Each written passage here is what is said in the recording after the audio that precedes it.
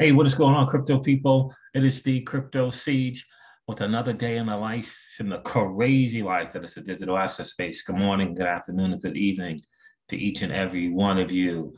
Very, very interesting news. Celsius Network, Chapter 11. Chapter 11 as opposed to 7, as opposed to Chapter 15. Chapter 11 is about the restructuring of a company to an entity, if you will, to move forward. So I'm very, very, very, very much encouraged by the Chapter 11. Obviously, we all hoped and prayed that it would be illiquid and they would be able to move from being illiquid to liquid, but it is clear now that the Chapter 11, they were in fact insolvent. In other words, there was a hole. There was a hole in that they didn't have the money to cover one for one. There was a hole there, right? So there's a measure of a hole, whether that be like they're short, whether it be 100 million or whether it be 1 billion, whether it be 1 billion or whether it be 2 billion. We shall soon find out. But this is the road to clear, transparent numbers and the restructuring of an entity. So I'm very, very encouraged by that because I know what Simon Dixon has done from Bank to the Future. And I know the community behind Celsius is massive.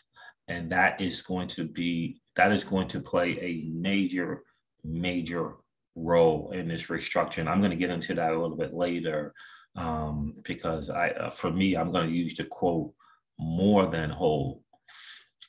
More than whole, it should be the mantra going forward, and we'll see if that takes place. So listen, the market is doing what the market does. We'll get into that for sure. David Schwartz has something to say about 10,000 XRP. You're going to want that. So hang out to the end. I'm going to cover that. I just don't people just don't get the XRP, the digital asset and the XRP ledger. It's like David tries to tell people, but I just think people don't get it. I think there's just a cap on people's belief and that something amazing can happen to them. Yeah, unfortunately, it is that way. And but that ain't me, my friend. And I know that's not a lot of you on this channel. And so in any case, we're going to get into that whole 10,000 XRP thing as well. Because you gotta read, you gotta see behind, you gotta read behind the message. It's clear as day, in my opinion. But in any case, we're going to get into that as well. Guys, listen, this is your XRP Ripple daily news in a freaking round 0 to 10 minutes. So let's get into the market. The total cryptocurrency market cap is 930 billion. The Bitcoin dominance is at 40.9%. Bitcoin is at $19,993. Again, Ethereum is at $1,103. Again, XRP is at 31.6 cents freaking again. And you know what I'm saying when I'm saying it. Look at that, 64 cents now. Polygon. Oh, 21%. So now I exited about 22, 23% up on that. I exited. And that was at 57 cents. I exited. It's at 64 cents now. Yeah, so now I'm getting better an idea on how to do my swing trading, how it relates to, right? Because every investor in the swing trading is going to be different, right? Here's what I'll say. An investor with $1 million in their swing trading account, 10, 15, 20%, isn't that freaking crazy, right? And what about the investor with $100 in their account? So the same swing trader at $100, same move, right? 45 cents to 57 cents might be, but now it'd be more than that. It'd be 45 cents to 64 cents on the same swing trade. And I think the take profit points are going to be different based upon how much you got in a particular, what kind of, right? Again, $100 swing trader, right? That's all they got. It's $100 in the account. And then you got $1 million swing trader and everything in between. So in any case, I'm not promoting swing trading. I am sharing my journey. And I did share that I exited at 57. But the call was to the dollar. And so even if you take something at like I did at 57%, I didn't have to exit completely out. I could have exited 80% out, right? And then continue to hold some. So interesting stuff nonetheless. But the calls have been right. Without question, they have been right.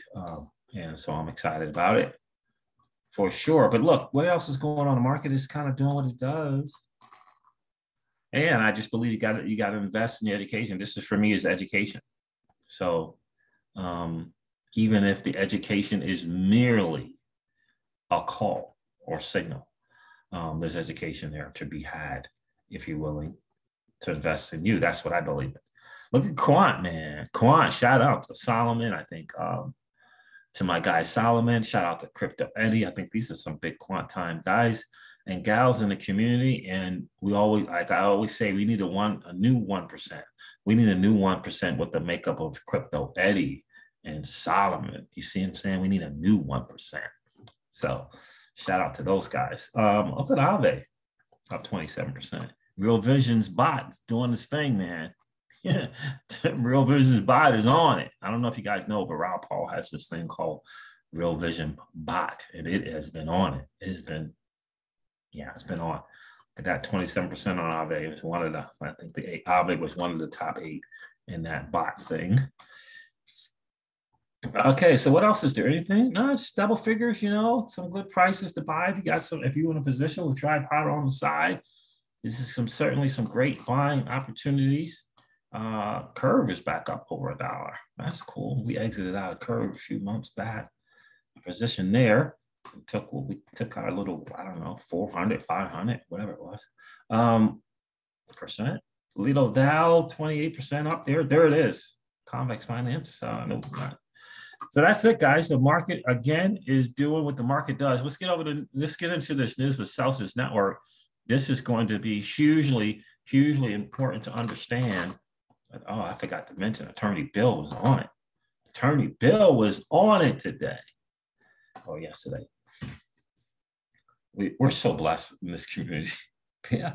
Look, I know I saw a little rambling on crypto Twitter about Flare Networks and how they use the airdrop to whatever you want to say about a community. I don't know if it was manipulate the community, leverage the community. I don't know what it was. And here's what I'll say. It don't matter. Well, here's another thing I'll say. It was really, really smart and from a business perspective. But again, that don't happen. Flare Networks embodying, embracing the XRP community doesn't happen unless the XRP community decides to be awesome. Right? You get that? It don't happen without you and I making a conscious decision to level up our IQ in this space. Level up our IQ on XRP, the XRP ledger, Ripple, the company. Level up our IQ on the digital asset space as a whole. Level up our IQ on financial literacy, getting better and better and understanding the financial market. It don't happen unless we individually take responsibility to level up. And we have done that. And that's why more and more projects are going to recognize.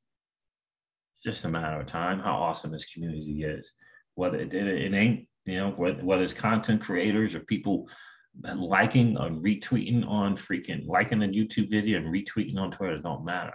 Whether it's massive deep divers or awesome contributors to community like Michael, Val, 5 links, and massive deep divers that we have in this community, and that list is extensive.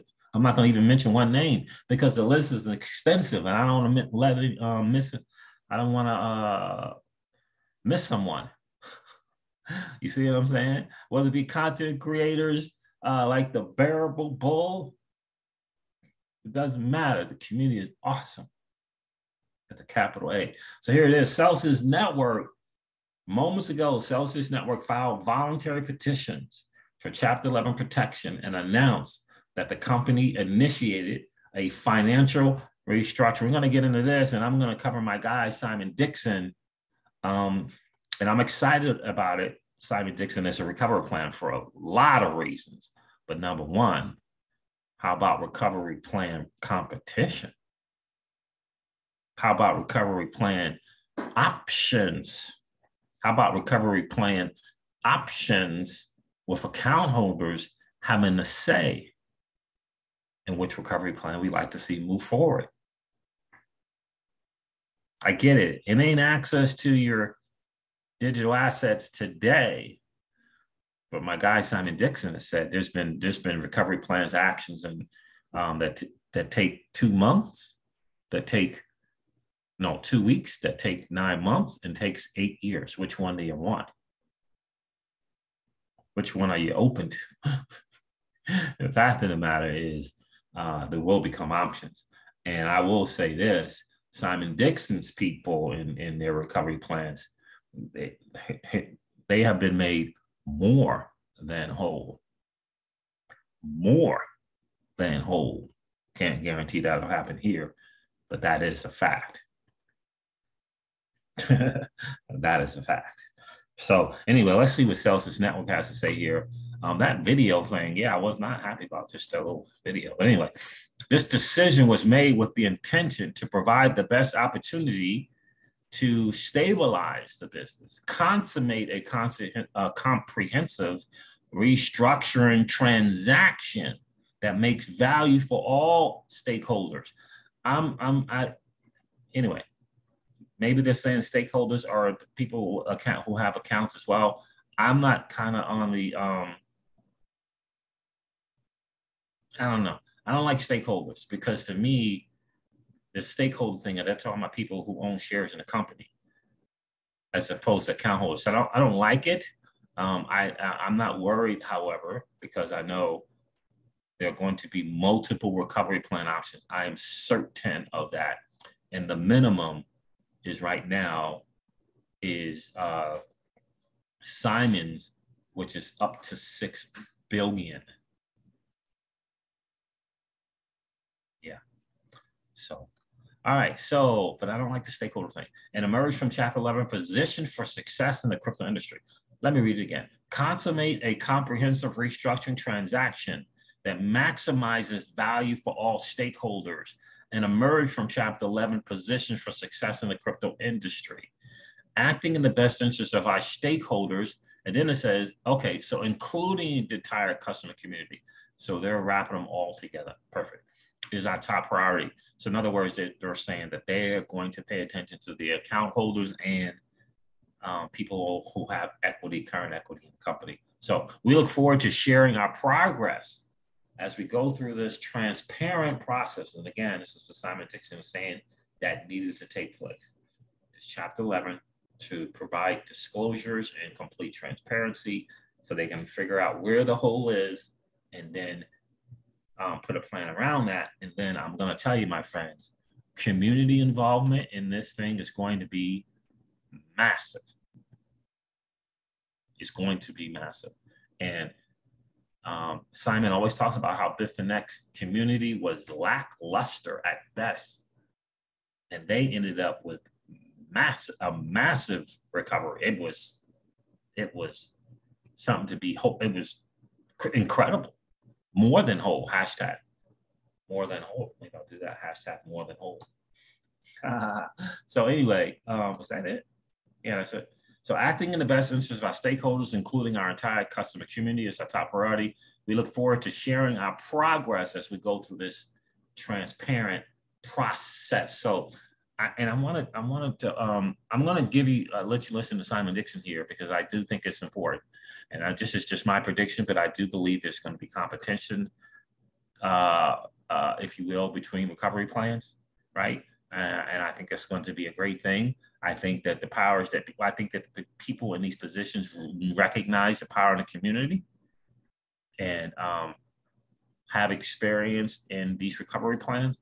And I do think that it's going to be interesting. I will say this, I believe there's going to be, if there's going to be any challenge, it is going to be on the future board and future operation in the company in terms of whether it's going to be securities business or not. That is going to be the deal, right? And so let's not forget that one of the people in the competition for a plan will be Alex Mashinsky's plan, whatever that is. And I don't know what it's going to look like. I don't know what it's going to look like. You know, so the big question, $64 trillion question is going to be, is Alex is he going to want to be in a position on this board moving forward? And I'm, you know, CEO type deal. Is he going to want that? Like, is he going to want that? Is he going to step down from CEO, just remain on the board? You know, these kind of things, I think that's going to be the conflict and the issue kind of going forward. And I think that the regulators are going to have a say in that. I think the regulators are going to have a say in that. And that might be the final thing. That might be the regulators saying, yeah, but again, I don't know. I don't know where the regulators would fit into this process. But it might be the regulators might come forth with some suits now and lawsuits or whatever, and you know, kind of questioning the boards, investigating them. Who knows? But yeah, that's what I see. And right now, again, this is about the account holders for sure. And I can tell you, I like Simon Dixon because his recovery plan, I like it the best. I haven't heard of any others, but he believes he's got this shareholder thing, and the shareholder value can't happen without first making the account holders, if you will, depositors, whole. And they got to be happily whole. So they have to be happy with this recovery plan. Now, I don't know if that means 100% whole or what, but they have to be happy with the recovery plan, right? They got to be willing to say, yep, we'll take 30% cut. I don't know if that's it. I'm just saying, I'll take a 35% cut, access to my crypto 2 weeks from now. Or another proposal might be, you know, only a 20% cut, but no access to your crypto for a year. Who knows? Whatever it's going to look like, it's going to be something that can't move forward without having the depositors, if you will, account holders, whole, happy. They have to be happy with something. And because he believes if you can get that to happen, right? If you can get that to first happen, then the equity in the company can begin to change in terms of value in that company, and your equity can change from there. But if you don't first start with making the depositors whole, it ain't happening, right? Making the depositors happy, making the depositors feel like, okay, I can now stand with you moving forward and make something amazing happen like they did with Finex. They made something amazing happen with Bitfinex. And in Simon Dixon's words, and I'm paraphrasing, but it was a lackluster at best community there. So we'll see how it goes forward for sure. And so I don't look at stuff as being lost. What I look at is what's lost is access to crypto right now. And so, and whether that be the future loss is now 10 to 30%, 10 to 40% of what you had on there. And crypto, that could be the other loss. And then now you have to decide. I like the 3 options, trying to decide which plan you like. Yeah, I know with Simon's, you know, that option of, you know, kind of traded debt for, you know, equity, you know, token and potential market value of a token. I like all of that stuff. So I like his plans. I'm going to cover it. Let me go over here, right? So here's these options that he had originally set. Now, I think these are all done. That's right here. These proposals here. Proposal 1, a restructuring to relaunch Celsius and allow depositors to benefit from any recovery through financial engineering. That's proposal number 1. Proposal number 2 is a pool of the most influential whales in Bitcoin to co-invest Proposal 3, an operational plan that allows a new entity and team to rebuild and make depositors whole. And I think it's going to be a combination of 1 and 2 in terms of proposals. But I think the beliefs from Bank for the Future are more important. Belief. We believe all attempts should be made to make depositors whole in order to maintain shareholder value. If depositors are not reasonably satisfied, then shares may be worthless. And in the Celsius community, there is a number of both depositors and shareholders, because Alex Mashinsky in the first seed round, and I believe even in the second one, if that would have happened, was a lot of it was Celsians being able to invest in the company. So I think it's just going to bode well for the restructuring. Bank to the Future's belief number 2 is we believe that TradFi may seek to profit from depositors' losses, may take too long, and may lack the experience to use financial innovation. Okay, well, we already know that's not going to happen. We believe that business as usual will not exist and this is the most important one. We believe that business as usual will not exist in the yield market in the future. Celsius services are likely to be a high-risk security and not a low-risk savings account. The future of yield will be securities with risk disclosures, suitability tests, and investor protections. Bank to the Future already invested 2 years in producing what we believe is a security law compliant vehicle for investing in yield. And they've been working on this for over 2 years now. When you look at Senator Loomis's bill and how she kept intimating about the vast majority of crypto still being overseen by the SEC, they have these provisions that are to just provide for more. Yes, security designation, yep, you got it, but it'll simply mean more in terms of disclosures and type of thing. And then we'll have to see what it's going to mean in the US, unfortunately, for non-accredited and accredited investors. We'll have to figure out what that is going to mean, because if you're non-accredited and you're holding a security, somebody's got to buy it off you, right? You can't be left holding the bag. So we'll see how that goes.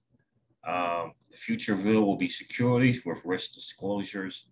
Bank to the Future already invested 2+ years producing what we believe is a security law compliant vehicle for investing in yield.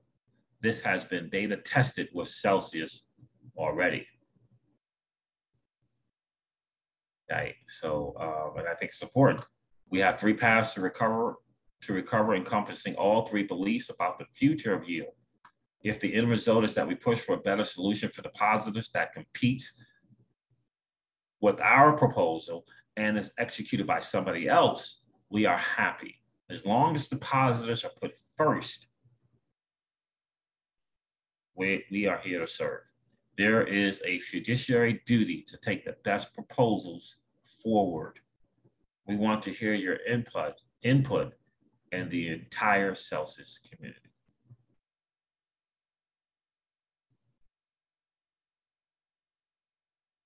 Depositors first, in parentheses, we believe satisfied depositors is most likely to lead to valuable shares.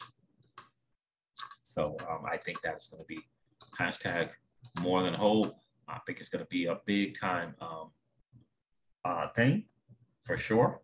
And at least for me, I know that that's what I'm looking at. More than whole. More than whole. So let me see if I want to have you guys listen to Simon. Simon here, let's take a listen to this. That's for me, this is where I'm going to be. I'm going to be until, let me say that again, until I see a plan that's coming from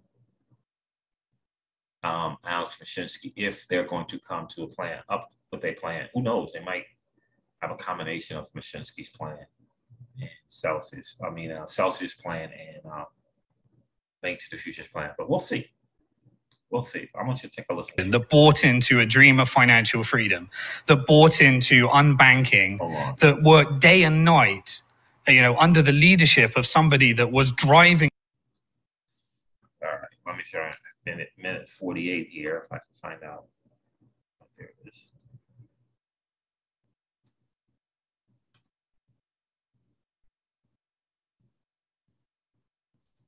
Stepping in there and steering whatever exists, whatever's left, away from doing things like selling the existing assets for fiat at this bottom of a market and finding a buyer, because I know Nexo offered them a letter of intent, etc., but that was just ignored. You're so right that the things need to happen fast. The longer it drags on, the more creatures come out from under the rocks, and it just messes up everything. If you were a betting man, what would you say that a resolution will be found, or will this be tied up in legal court cases for the next number of years?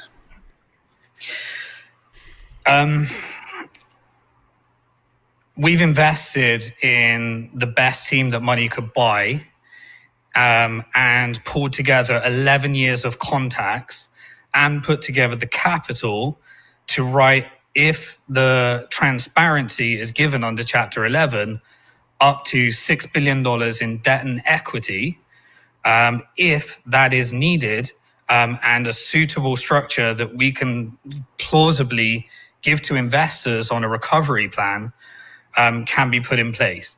I've also reached out to as many other players from all the relationships that I've built that could also do that and compete with that, so that depositors can get the best result.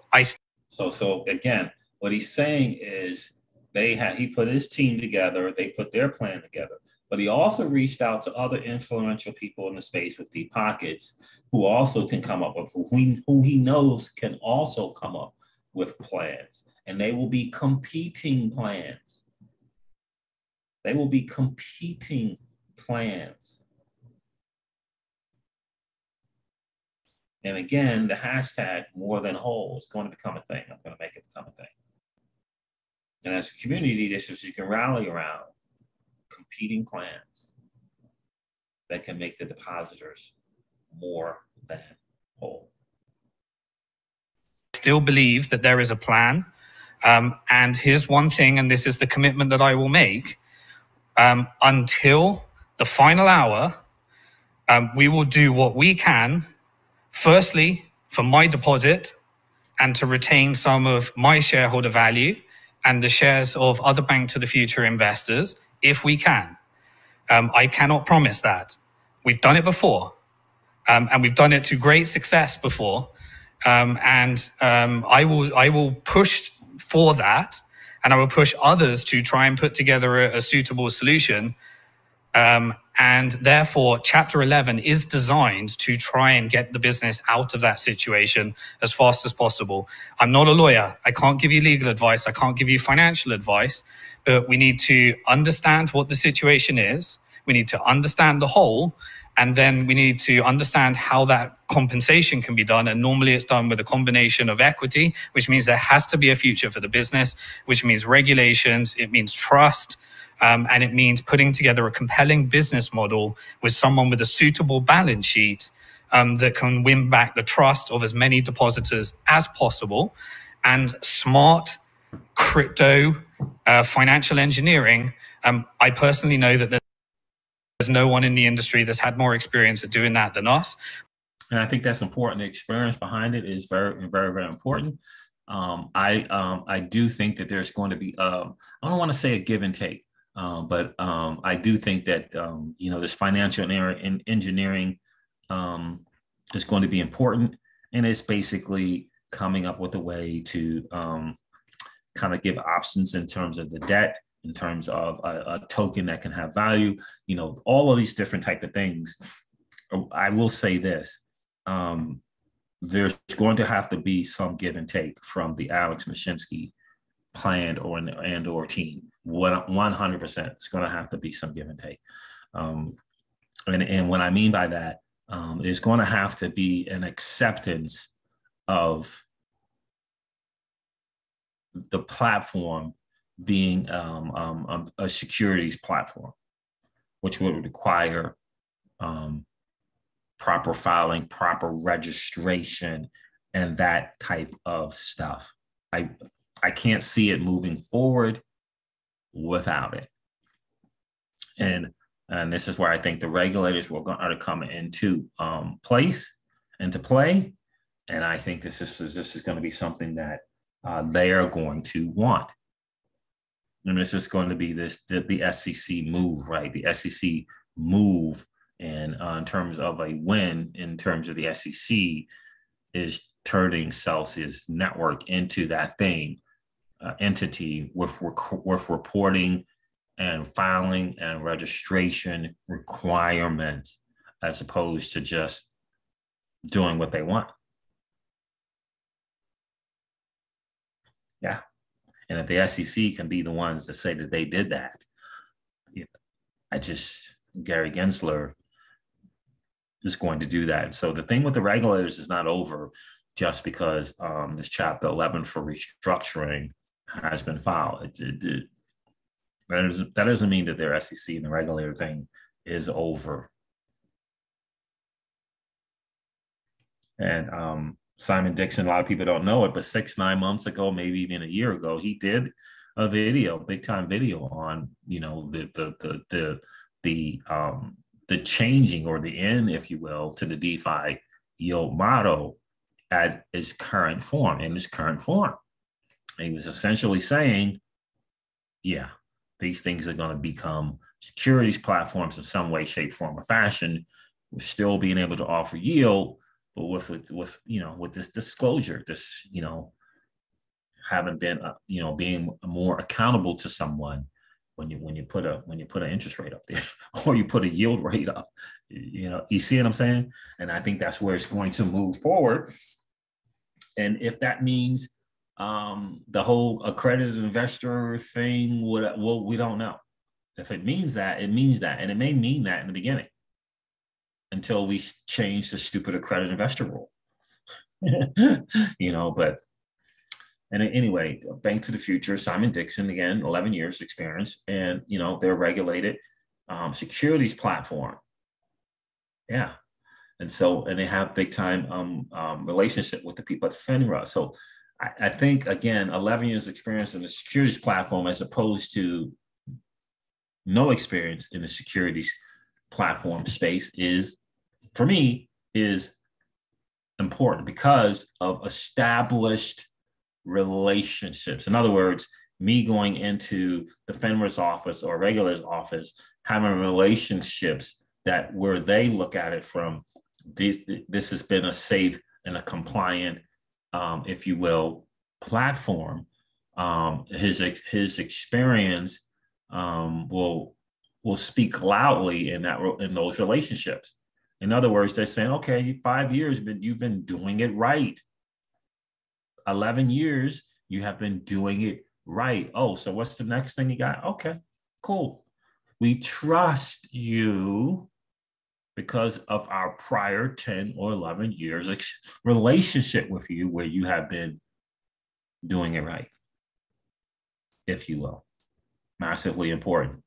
So, and I know, and a lot of people don't understand this, but Simon Dixon is a crypto guy. Even though it's Bitcoin, it's crypto. And he is not going to go down without a fight, without trying to make the account holders, as whole as possible. And I'm saying, hashtag Crypto C's is saying, hashtag more than whole. I really, really do believe that. So I think it's really important to understand. I've been talking long enough. Let's listen more, Simon. But I also know that there isn't some incredibly other smart people that could put together competing bids. And I'm confident that a solution can be found. And my commitment is to try with all my power to try and find that solution. And the ethos that I announced has not changed. I put this together the following framework as a mechanism for helping people understand as a shareholder and a depositor and somebody that doesn't own tokens but found a few of them in my account because I must have pressed the wrong button that I've never purchased, that is immaterial compared to everything else. Yeah. And I said the following. I said, there is no value in the future for shares unless depositors feel satisfied. And if they feel satisfied, then there is a possibility of creating shareholder value. And we've seen the valuations that FTX are set in the market as a benchmark for what that would look like. And the deals that have been going, and I was involved in many of those deals. And if and only if that can happen, there may be a future for the token under two models. I personally believe, not legal advice, that currently the way Cell is structured is an illegal security. And Alex Mijinski put an offering declaring to the SEC that it is a security. And I believe that there were certain misrepresentations where people thought that this was trading compliantly. If it is, it can't trade on a crypto exchange unless they got a securities license. There are ways of making that compliant that we've been working on for years. And if it needs to be a DAO, we've also worked with companies like Shapeshift. I'm a shareholder in Shapeshift. It transitioned a company into a DAO. And we've got direct experience of all these different monies. We know these different structures. We know the pitfalls. James, I'm sorry I'm going on so much, but there's a lot to get out of here. There's a lot to unpack. Yeah, and I was going to talk about three topics of financial engineering. One of them is the DAO route for Celsius to take over what remains. So I'm glad you pressed upon that because I was going to talk about that. Also, you've written the playbook. You've seen the playbooks as to how people can come out of these types of situations many times over the last 12 years. And in addition, if you look at the Voyager plan, that is similar in kind to some of the things you proposed. Why does listen to this? You know, if the Celsius board or whatever, if they're in any way decent, why don't they just follow that blueprint? Or it could be another simple issue like a surety bond to bring back that trust and put it in the hands of a team that will make everybody as whole as possible. Like there's so many different options out there. What's preventing them from moving forward? Is it because the CEO wants to try and do something else? Or, you know, right now? So with regards to Voyager, I'm under certain NDAs that would prevent me from discussing that, but that was. And think about why he's under an NDA from discussing that. And again, anyway, listen to the rest. Very effectively managed. And it followed the playbook of different strategies that I also gave to Celsius. Yeah. I can't say any more about that. All right. So anyway, and I think that's important. Again, he also said in crypto, in a tweet, that the law people, the people working on the restructuring are massive. And the ones who did it for Voyager, right, highly capable, very, very sharp, capable people, according to Simon Dixon, are the same people doing the thing for Celsius. And the NDAs, in my opinion, is because he was involved in the Voyager thing in terms of what, I don't know if it was input or helping with the Republican plan, whatever it was. NDAs there. He had to sign, obviously. And again, this speaks to his experience. In the overall cry here, I just want you to understand, is the crypto community versus TradFi. You gotta get that. This recovery plans and the ones he did with Bitfinex, community-driven, crypto community-driven for the freaking win. And the same thing is going to be here. It is basically said, is the crypto community going to come in here and save Celsius like it did Bitfinex? And by the way, he's also said that Bitfinex, you know, all the scourge and all TV news medias and all the negative people saying the stuff that negative people say, yet crypto community decided to take on the challenge and it won big time. And I think the same thing is going to happen here. My personal opinion, it's not financial advice. It certainly is not legal advice. If you're looking to get your own personal attorney, I get it. I went down the same direction. completely. And I would tell you this, if I discover that any moves with my personal decisions is going to hamper this recovery plan, I will not be participating in it. I will participate in a recovery plan without question.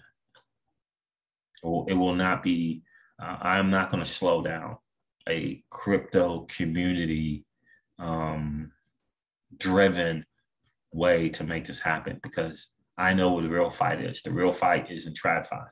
That's the fight. So I'm not gonna have a personal attorney and a law firm gumming up the works. I can tell you that personally. I won't be doing that. Everybody's got to make their own decision. But I think now that we are where we are, if I, again, I'm going to be on AMAs, and if personal, for me, again, if I find out that personal attorney route is gumming up the works for me, I'm not moving forward with it. That's just me. That's what I'm saying. I'll take their loss on the initial retainer and all of that. Cool. See you later. It's just dollars, right? It's just dirty, nasty fiat anyway. But I won't be gumming up the works. No way, Jose. So there I am on that there, guys. Let me see if I want to cover this. James Rule put this out from Jelly Valley. Again, Jimmy Valley is just not some dude off the street. Jimmy Valley was a major mergers and acquisitions attorney with a credible, very, very credible background, okay, that I think is important to pay attention to and not overlook. So, and I just think, anyway, every time we keep talking about the Federal Faster Payments Council, Federal Faster Payments Council,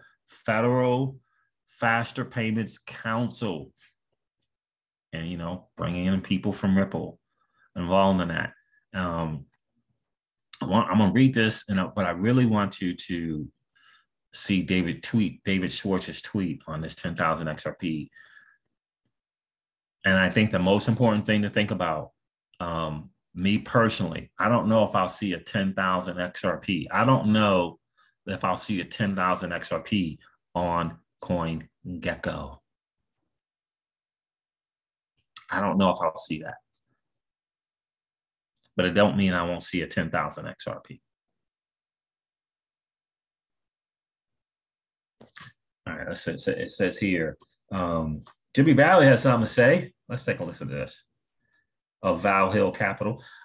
Yesterday, U.S. Magistrate Judge Sarah Nutburn issued a court order acknowledging, and I quote, the SEC is adopting litigation positions to further its desired goal and not out of a faithful allegiance to the law. Everybody keeps going to that phrase, like I pointed out first thing, because it is massive. And like I said, everyone is looking. And when I mean everyone, now everyone is looking, and I'm talking about all the courts, all the judges. So all this appeal nonsense, all this appeals and stuff they're going to go through. You got a federal judge calling them out. You got a federal judge. Here's the most important part. You got a federal judge calling out, and I don't know if you understand this. You got a federal judge calling out the United States government. These attorneys are the United States government. You gotta get that. It's not a small thing. It's a big thing. And she's calling them out. This is written in a motion. This again speaks to the thing that Jimmy Valley talks about when he says cloud on title. And he's saying the United States government has put a cloud on title. In other words, the United States government has caused harm to you and I. Do you see what I'm saying? All right, so litigation process to positions to further its desired goal and not out of a faithful allegiance to the law. This order definitively proves that the SEC versus Ripple lawsuit was brought and continues in bad faith on part of the SEC, a United States government regulatory agency. Those are my words. And the court has now taken judicial notice of that fact.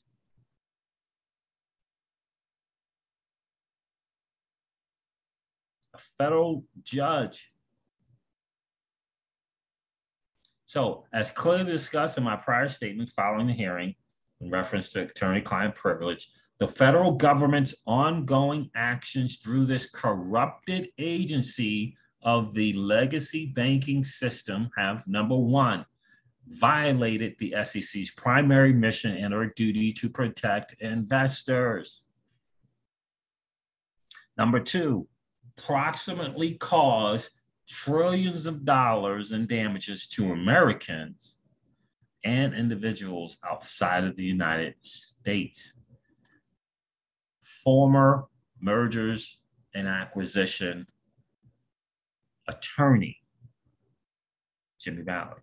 And number three, serves to this day as pretext for institutions, public companies, and certain wealthy elites to manipulate digital asset exchanges and other markets relating to digital assets. In some cases, by simply delisting XRP. In other words, he's stating the harm.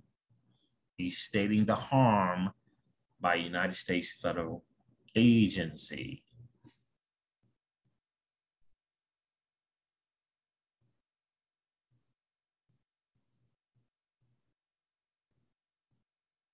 Yeah, and I know it's not like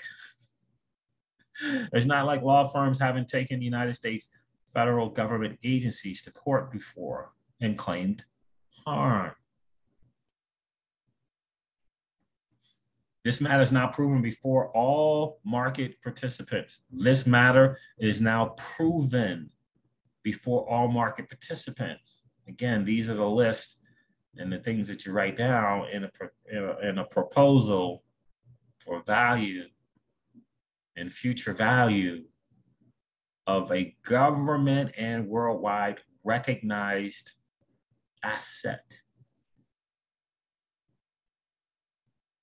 So the ultimate intended use case of the XRP ledger has been materially diminished throughout the world as a direct consequence of the actions taken by this agency of the federal government.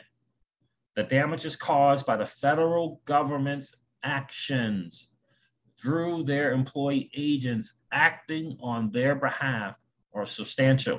And I've got to tell you this, the fact that the federal judge used these words, the SEC is adopting litigation positions to further its desired goal and not of a faithful allegiance to the law. Law firms will pick that up and they will take that that it was in a motion and use it. You can bet your bottom dollar in terms of suing the federal government and claiming harm and looking for financial compensation. It is now time for the participants in the largest financial crime in history to lay down their weapons and reveal the truth. We must be compensated in order for our people to begin the healing and forgiveness process.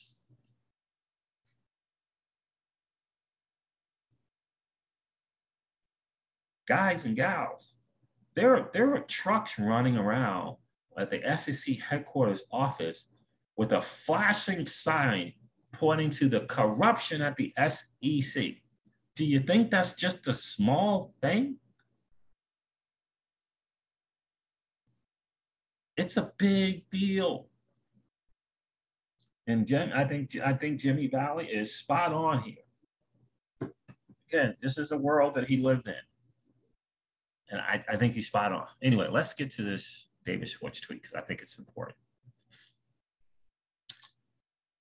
So Laura here says here, it's a super convincing argument. So this person here says, it's a super convincing argument that XRP can never go to higher than $1. She says, no need for insults, Benny. Here's some of my math. 48.1 billion circulating supply times 17,280, which is the number of times each XRP can be used per day based on a 5-second transaction speed, 831 trillion. So at $1 per XRP, it could cover up to 831 trillion in volume. Important to understand, David Schwartz responds to this tweet and does not throw out the 831 trillion in volume. Doesn't throw it out. For perspective, Swift does 5 trillion. She says, your Swift per day. For perspective, Swift does 5 trillion. I don't know who this Laura person is. Let me show you what David responds here. I think the thing that's missing in that analysis, is that the more useful, he says here in parentheses, fast, cheap, liquid, connected, that the more useful a token is for payments, the more people who, in parentheses, might need to make a payment or might want to get paid to facilitate other people's payments will want to hold it.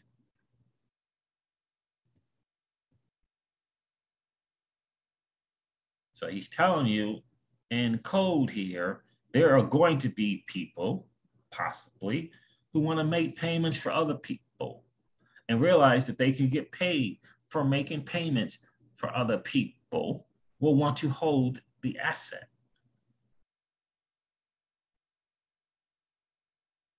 Because, AKA, the world is going to recognize that fast, cheap, liquid, and connected interoperability is going to be a major thing. In other words, the world is going to recognize that the XRP ledger can move anything of value in 3 to 5 seconds for less than a penny. He goes on here to say, and I think this is genius, and you got to get this, so I think this is genius.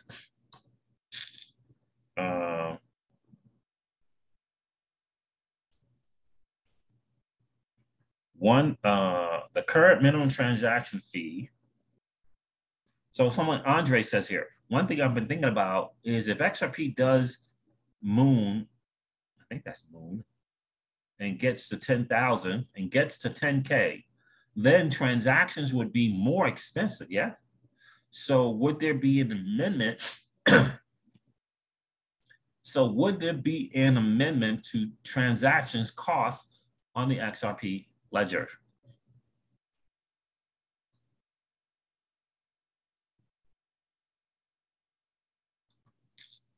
The current minimum transaction fee is 10 drops, says David Schwartz. A drop is a millionth of an XRP. A millionth. So even with no change in fees, if XRP somehow hit $10,000, the minimum transaction fee would be 10 cents. The minimum fee could be voted down to 1 drop instead of 10 drops.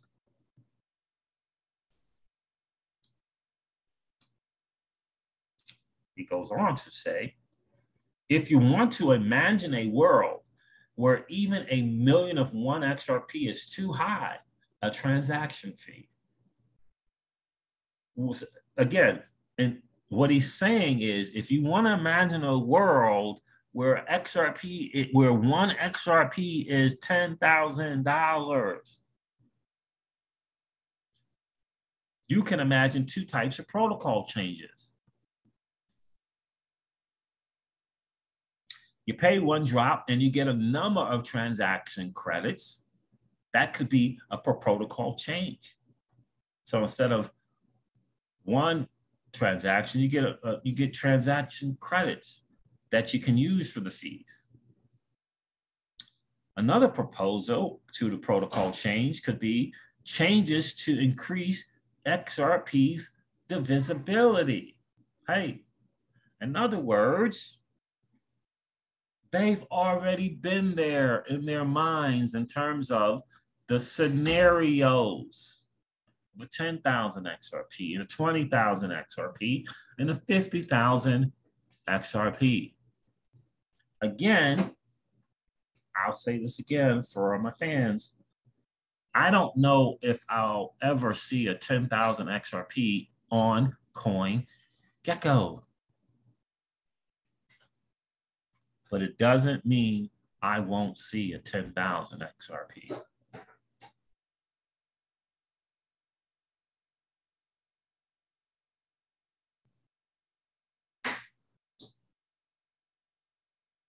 The XRP asset and the XRP digital, the XRP ledger is beyond.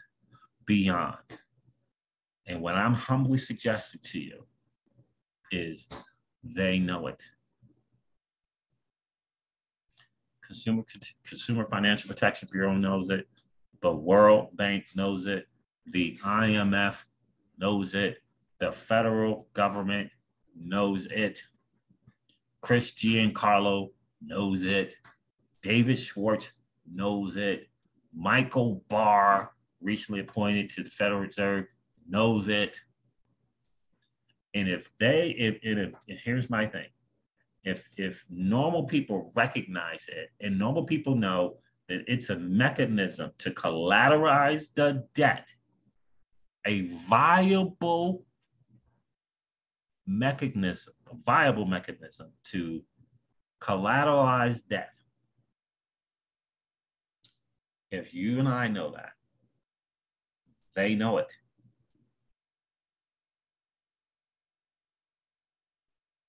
Federal government knows it. United States Treasury knows it. They know it. And if a federal government like FinCEN has already declared XRP a virtual currency, listen, this ain't about you and I. This is about them recognizing the talent, strength, and attributes and using it to their advantage. And you and I are just fortunate enough and blessed enough to hold the asset that I believe the viable entities of the world, like G7 nations and their governments, know it. I believe that 1,000%. Some people are just fortunate enough to be at the right place at the right time. That's the way the world works. There were a certain amount of people that were fortunate enough and at the right place at the right time during the gold thing. There were people fortunate enough and at the right time, right place for the .com thing. And there are going to be people here in the crypto space that were fortunate enough and had the right timing for this digital asset thing. And in my opinion, the greatest of the digital assets, which is XRP. All right, guys, look, that wraps up my XRP Ripple daily news in around 0 to 10 minutes. I hope it has been of value to you. Do me a favor, guys, hit that like button and please consider subscribing to the channel. We want to fix this broken sub count. Let's get that thing up to 10,000 as fast as we can. I appreciate each and every one of you. I'm going to end this video like I do all of my videos and remind you guys of this. Old money doesn't want you to win. They don't want us to win. They would rather that we remain a cog in their perpetual wheel of trading our time for dollars. They don't want us to play in the same playground that they play in, where we allow our money to work for us. This is our chance to win, guys. The digital asset space is our chance to win. We are in the midst of the greatest transfer of wealth in the history of man. Are you participating, or are you standing on the sidelines? Here's what I do know, that the battle for you has already been fought, and the victory is yours. Go get it.